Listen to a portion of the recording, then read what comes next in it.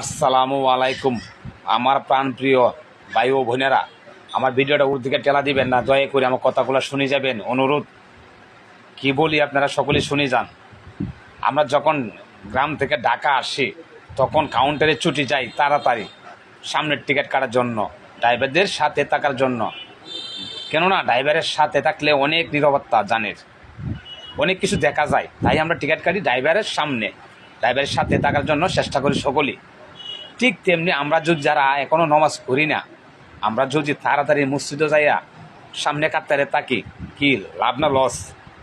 লাভ না ভাই? সকলে কিন্তু লাভ। যত তাড়াতাড়ি পারি সামনে কাতারায় থাকার জন্য চেষ্টা করি সকলেই, যারা এখনও নমাজ করি না।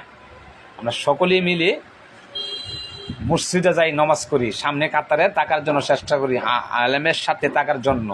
লাভ লস না কিন্তু ভাই। যদি আমার কথাগুলো ভুল ত্রুটি হয়, সবাই লিখেছে অনুরোধ ক্ষমা দৃষ্টিকে দেখবেন। ধন্যবাদ সকলকে। আসসালামু আলাইকুম।